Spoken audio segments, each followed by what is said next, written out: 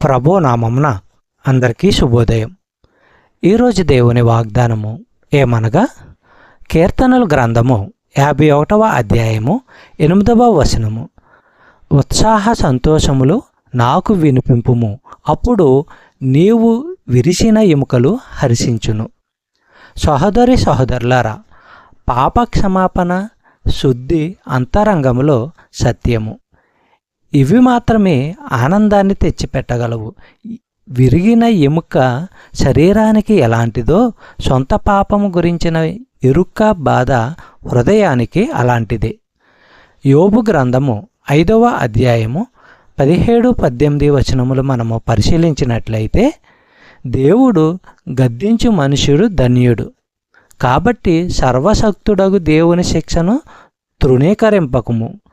ఆయన గాయపరచి గాయమును కట్టును, ఆయన గాయము చేయును, ఆయన చేతులే స్వస్థపరచును. చెప్పబడిన వాగ్దానము దేవుడు దీవించి ఆశీర్వదించును గాక. ఆమేన్.